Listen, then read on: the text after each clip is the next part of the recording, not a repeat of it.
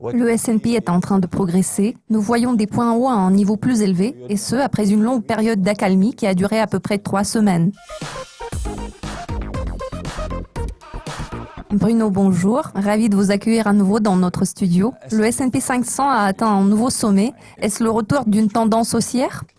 Bonjour Jack. Oui, si nous regardons ce graphique journalier, nous verrons des plus hauts à un niveau plus élevé, et ce, après une longue période d'accalmie. L'indice a passé plus de 3 semaines dans une fourchette d'échange relativement calme. Ici, nous devrions tenir compte de 2 choses.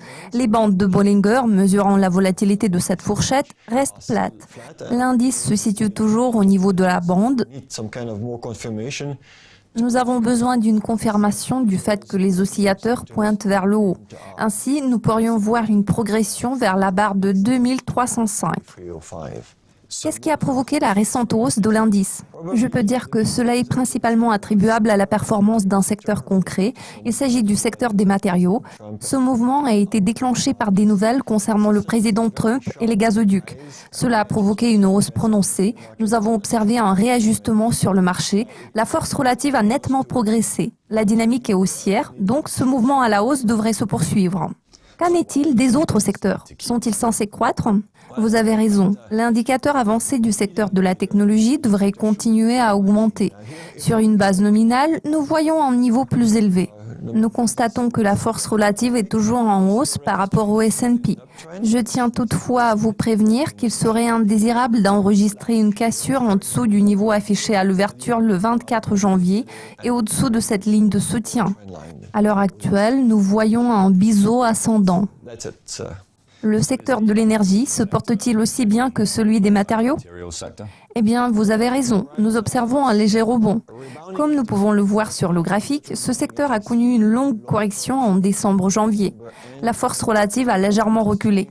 Le prix du pétrole, marqué par une ligne noire, se situait dans une fourchette comprise entre 55 et 50. Le jour où cette tendance s'est inversée est marqué par cette bougie blanche. Nous avons besoin d'une confirmation. La ligne de tendance descendante doit être cassée à la hausse pour reprendre une dynamique haussière. Alors, quelles sont les conditions nécessaires pour que le S&P 500 suive une trajectoire ascendante ?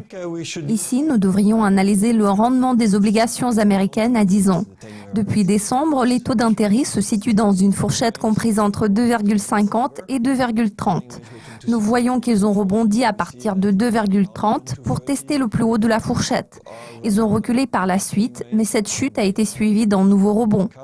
S'ils remontent en dessus de cette ligne de tendance descendante, cela pourra exercer une influence positive sur le S&P 500.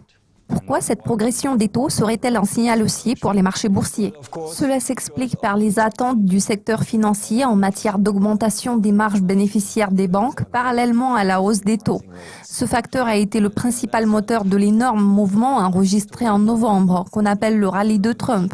Nous avons enregistré un rebond au-dessus de la ligne de support et maintenant il se peut que nous voyions une remontée vers la ligne de résistance. Cette progression est susceptible de se poursuivre.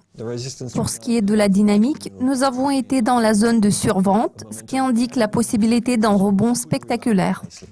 En parlant du long terme, le S&P 500 est-il dans la zone de surachat ?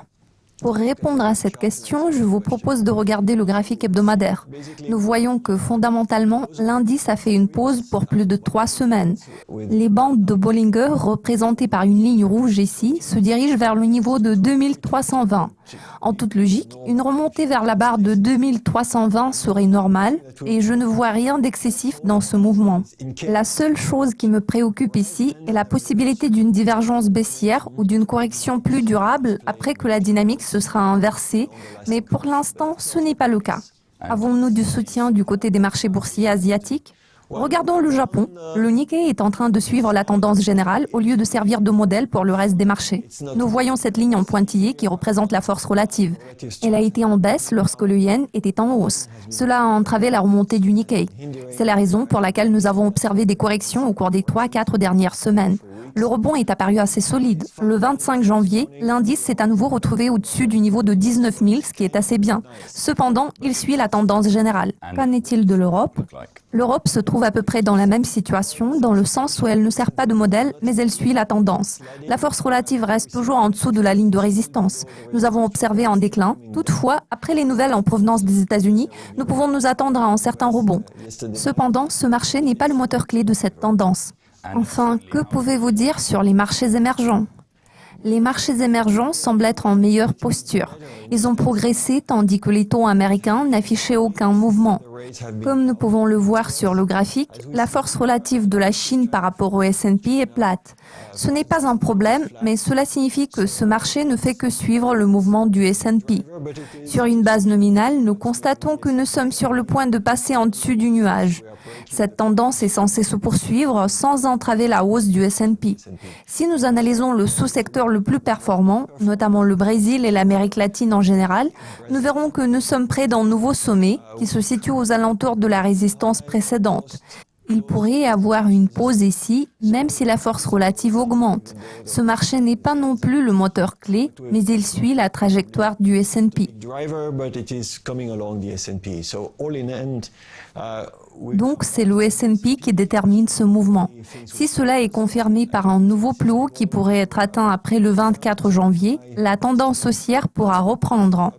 Cependant, si nous observons l'inversion de cette tendance, nous devrions faire preuve de prudence. Bruno, tous mes remerciements pour votre participation. Je vous en prie. Merci de votre attention. C'est tout pour le moment, mais Bruno reviendra dans notre studio dans 2 semaines, alors restez à l'écoute.